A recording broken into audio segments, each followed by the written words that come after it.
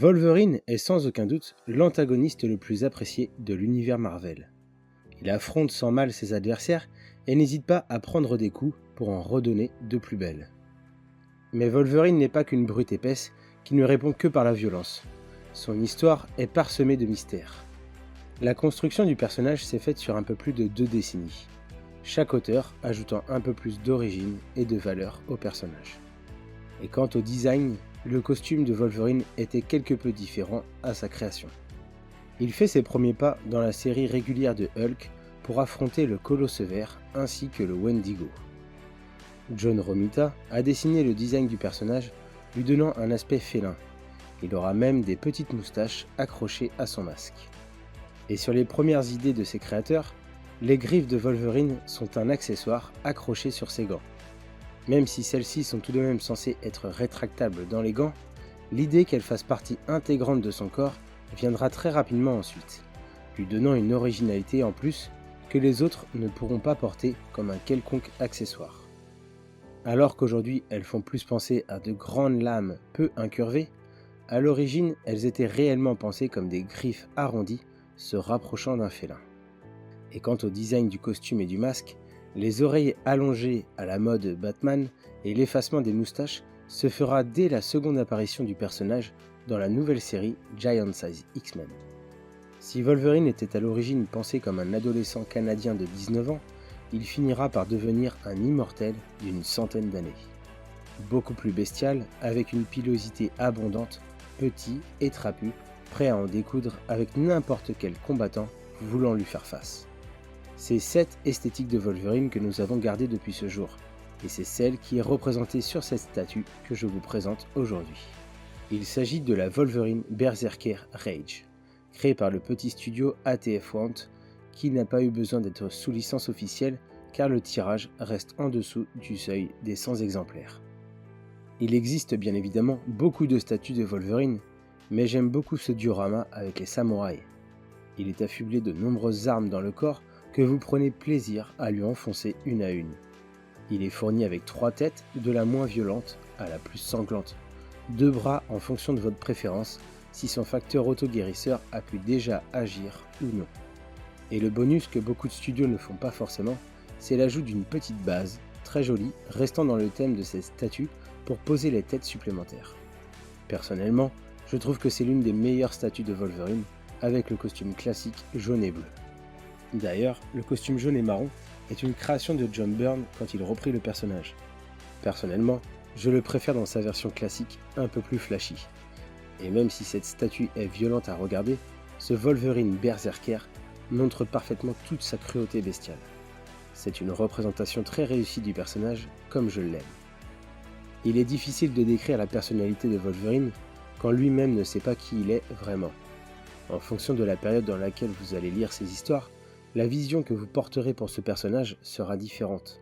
Le lectorat aime l'immense rage de ce personnage, mais pas plus que sa profonde mélancolie due à son amnésie. Faisons le point ensemble sur qui est vraiment le mystérieux Wolverine. James Howlett, Logan, Serval en France, et plus communément Wolverine. Le charme de ce personnage est sa grande part de mystère dévoilée de bout en bout entre 1974 à 2001. En octobre 1974, Wolverine débarque dans la dernière page du numéro 180 de The Incredible Hulk et fait ensuite la couverture et l'histoire du numéro 181. Quelques mois plus tard, il rejoint les rangs des X-Men dans Giant Size X-Men aux côtés d'autres héros non américains pour attirer un lectorat plus large et hors continent. Le scénariste et dessinateur John Byrne fait son entrée quelques épisodes après et Wolverine devient alors la nouvelle star de Marvel Comics. Chez l'éditeur, on estime que son passé mystérieux fait partie du charme du personnage et qu'il faut que les artistes rusent pour ne pas trop changer Wolverine ni trop en dire sur son passé. De ce fait, le personnage de Wolverine n'évolue presque pas. On explique que Logan est amnésique, qu'on lui a trituré la tête au travers d'expériences et ainsi sa mémoire a elle aussi été touchée, ou encore que ses souvenirs ont été manipulés et de ce fait, l'évolution du personnage reste quasiment au même point. Et quand certaines choses changent, elles gardent toujours une part de mystère. Lorsque Magneto prend sous son emprise l'adamantium de Wolverine, pour lui extraire de son corps, on découvre qu'il possède des griffes en os. Alors que l'on avait toujours pensé que c'était le programme de l'arme X qui avait ajouté les griffes à Wolverine. Finalement, elles ont été recouvertes tout comme le reste de son squelette. Et puis à partir de l'an 2000, Wolverine devient célèbre grâce à la franchise des films X-Men de la 20th Century Fox sous les traits de l'acteur Hugh Jackman.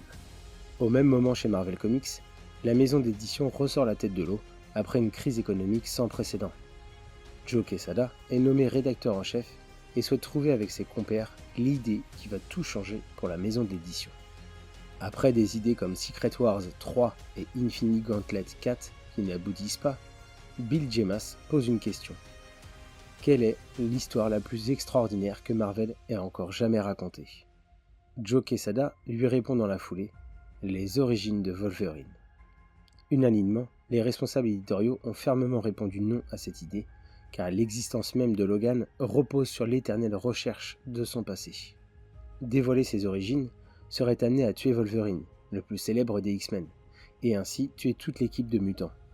Et tuer les X-Men, les plus fameux héros Marvel, ce serait tout simplement tuer Marvel. Comment le simple passé d'un personnage pourrait effondrer toute l'industrie d'une maison d'édition.